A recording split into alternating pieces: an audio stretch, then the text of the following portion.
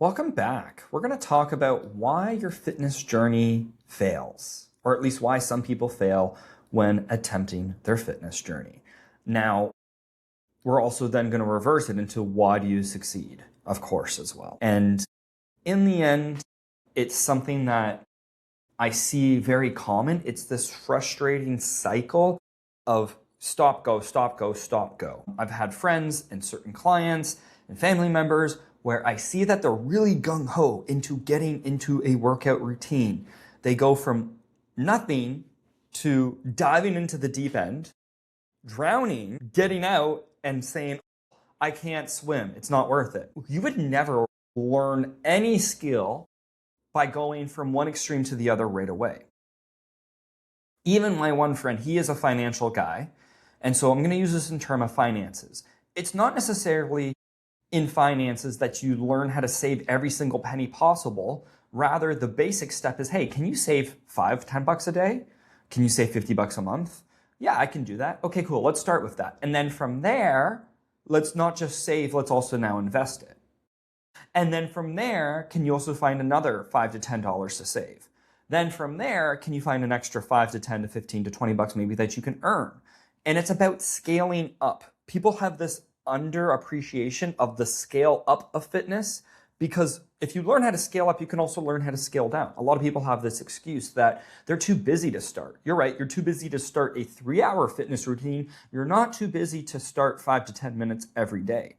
You also undervalue 5 to 10 minutes of fitness every day. Yet, again, statistically speaking, if you saved $5 a day, that's $150 a month. Over the course of a year, that's $800. If I told you, hey, this year I saved $1,800, you'd be like, hey, that's actually pretty good. That's basically $2,000. You do that over the course of 5 years, that's $10,000. Wow, amazing. All changes at scale are actually large changes. And a lot of people fail this fitness routine because they're sold on the marketing of the sexy, all or nothing, beast mode grind set, and just do it, which is fine. Sometimes you do just need to do it, but just doing it is not being the Nike Olympian athlete. Just doing it is getting out of bed to do your morning walk. Just do that. Just do it. That's fine. And so many of us fail to get to our health and fitness goals. I want to empower you to get to your health and fitness goals. We're going to give you a blueprint to do so. So first things first, it's the all or nothing mindset. Right? It's the all or nothing trap. It's really a trap. It's this mindset believing that you either are going to be at 100% perfect or you're a total failure. Last time I took any practical exam or test, it was never, you have to get everything right or you're a failure. There's no in between. That means you're going to fail. Starting a new diet, hitting the gym 6 days a week, you're feeling great, but then life happens. Life always happens. Even this morning, I've been working with this client for like 4 years. Then they had a baby. And when I found out they were pregnant, I forecasted and foreshadowed that they're going to need time off. They probably took an extra little bit of time off than what I thought, but that's fine. It was 4 months since baby. That's still lots. And part of that was also with Christmas and getting back into work after Christmas. You've got to be patient as a trainer. Our first session back, we were gung-ho at 7, and he wanted to get back twice a week for 45 minutes. I told him, no, we're going to do once a week. Lo and behold, he was 15 minutes late today because he slept in by 5 minutes. It's a new routine. And he's like, oh, I never sleep in through my alarm. But I did go to bed early, and yeah, I just needed that sleep. Cool, awesome. We adjusted. It's not a big deal. Other clients I've had in the past who, if they had missed by 5, 10, 15 minutes, they fail. They fall off. They don't continue. They're like, no, I failed today. I'm not even going to work out. That is a losing mindset. It's a loser mindset. You've already admitted defeat because you're scared of not getting perfect. So you're just done. Right? And you can get stuck late at work. You can miss a session. You can go to a friend's birthday, but like as a reason why you might miss. But as long as you show up, when you can show up, you show up to the best of your ability, you're going to be great. But the spiral happens once you start to miss things, and that voice in your head says, well, you blew it. You may as well just give in. You may as well just quit. You may as well just start again Monday. you may as well just start when the time is right. There is never a right time to start a fitness journey.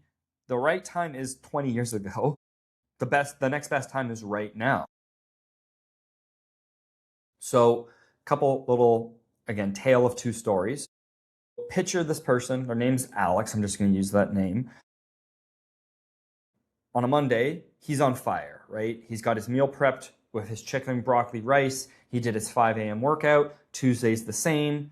But then Wednesday, all of a sudden, his boss drops a last-minute project on him, so he misses the gym. He gets home exhausted. He orders a burger, and he feels guilt, and it washes over him. He feels like it's been a failure of a week, and he feels like he lost the progress of his Monday and Tuesday. So then he skips the gym Thursday and Friday, and he's like, this week was a write-off. Let me just start again Monday. And that's a trap that keeps him in this loop cycle, deja vu, over and over and over again. Now, let's introduce Chris. Let's look at Chris. He still had the same Monday, Tuesday, but he had the same Wednesday as well. Late meeting, no time for a planned workout. But instead of seeing this as a failure, he sees this as a problem to solve. Chris feels disappointed that he missed his workout, but he doesn't let it define his day. He thinks, okay, can't go to the gym, but what can I do? I have control over what can I do. He gets home quickly and he does a 15-minute walk around the block before dinner, right? It wasn't the perfect workout, but it was something, and he kept his promise to himself. Thursday, he's right back on track, feeling proud that he didn't let one disruption derail himself. It's not about perfection, it's about consistency. A decent workout you actually do is a million times better than the perfect workout that you skip, right? The next time you mess up, I want you to ask yourself, what's the next best thing that I can do? What's something I can still control?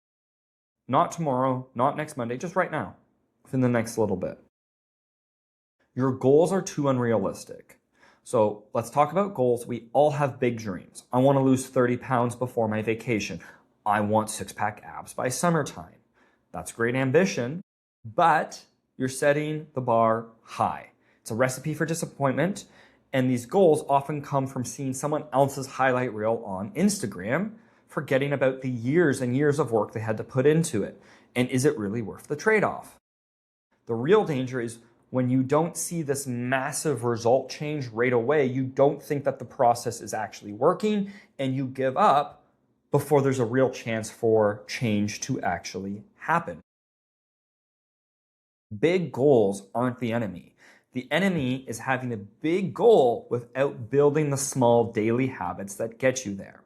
So let's introduce Gina. Gina wants to lose 40 pounds. She's completely fixated on the number. Every morning she weighs herself, and her entire mood for the rest of the day depends on the number. Her frustrations mount as she works so hard for 2 weeks, eats clean, and the scale only drops 2 pounds. She feels defeated, angry, and what's the point of all of this sacrifice for 2 stinking pounds? She thinks that the huge gap between where she is and where she wants to be feels like an impossible goal. And so she quits, and she convinces herself that her body just won't change.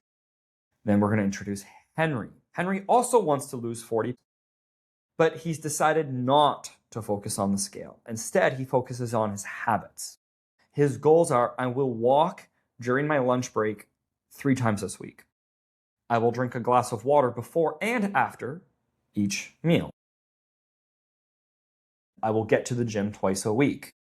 Describing how Henry feels is he feels accomplished at the end of the week. Even if he missed a little bit here and there, he's controlling what he can control. Circle back to Chris versus Alex. He didn't weigh himself, but he knows he's winning. He met his goal, which is his habits, which are the things he can control. He feels proud, capable, and in control. The momentum builds week after week after week. And there's a side effect of his success is actually losing weight. He decides to randomly check his weight 3 months in, and he's lost 20 pounds. Holy shit, this actually feels pretty easy. This feels pretty sustainable. Fall in love with the process and the results will show. Shift your focus from outcome to action. What's one small atomic habit that you can commit to for the week? It's not a lose 10 pounds, but maybe it's packing healthy lunch for work. And again, just celebrating that small win. Another reason you're not getting to your fitness goal is you have the lone wolf syndrome.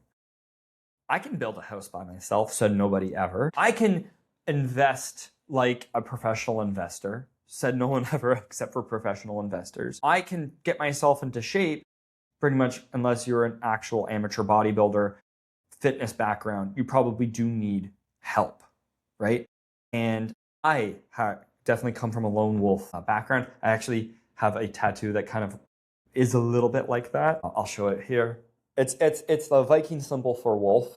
I resonate with a wolf. I like the lone wolf. Again, I come from divorced parents where I didn't have the best relationship with my older brother, so I kind of felt like a lone wolf growing up. I travel alone. I do a lot of things alone. And so this one's hard for me. I've had a coach or two before, and it's humbling to say the least when I do have a coach or a good mentor, right? It's one of the hardest things to admit is that you need help. When you go at it alone, it's so easy to let yourself off the hook. No one is waiting for you at the gym. No one is going to know if you grab takeout instead of cooking that healthy meal. I'm a coach. I help people for a living, but even I find it hard to ask for help. But at least I've learned to have somewhat of a support system here. I have other professional coaches and trainers that we bounce ideas off of, colleagues, mentors, just friends, and it's something that keeps us honest. Ironically, the podcast has been a great way to keep myself accountable because I'm talking to a big group of people who can call me out, right? And so that's kind of at least bridge the gap between lone wolf and community. My clients see the best results when they know I'm checking in, and the accountability is the psychology superpower. So let's go back to Alex. Right? The problem with Alex is he's all or nothing, but he's doing it by himself. When he feels unmotivated, the only voice he hears is his own. It's this negative talk telling him it's okay to quit, telling him it's okay to start again next Monday, right? He wakes up, the alarm goes off at 5 a.m., it's dark, it's cold. No one's ever going to know if I go to the gym or not, which isn't true because they will know in 6 months when they see the results or don't see the results. The thought is comforting and it's dangerous. And the battle's lost before he gets his feet even on the ground and he feels isolated in his struggle. Now let's look at another person, Tanya. Tanya struggled for years on her own. This time, she decided to do two things differently. She hires a coach and she told her best friend about her goals. So Tanya's alarm goes off. It's dark, it's cold. No, okay, my coach is going to ask me how did my workout go today? My best friend is going to ask me, how did my workout go today? I'm not alone anymore. It's not just a goal. I'm committed. The thought of letting them down is more powerful than staying in bed. Accountability is not a weakness. It's a strategy. Share your goal with somebody who can be in your corner. A coach is what you're paying them to do. So that's probably what I would recommend the most. Workout buddies can let you down just as well as you let them down. And friends and family don't necessarily have the same experience, but it's better than nothing. So, who's someone that you can trust? Again, I have a free WhatsApp group chat with our walking, and that's an accountability thing. So you can join things like that. You can join gyms and communities, but send somebody a message, tell them your goal for the week, tell them to check in on you. Maybe you can even use AI for that.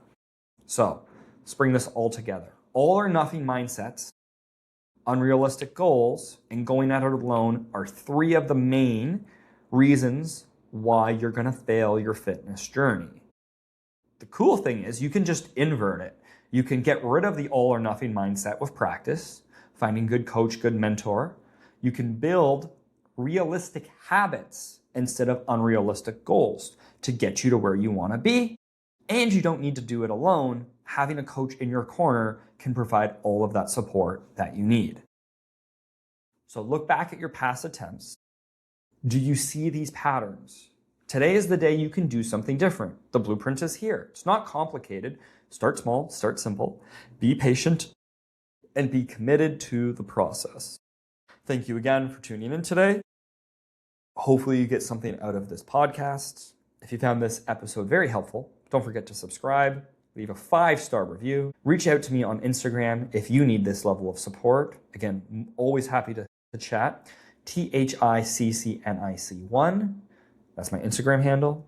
And remember, you are more than capable of achieving your goals. It's time to face it. Adios, amigos.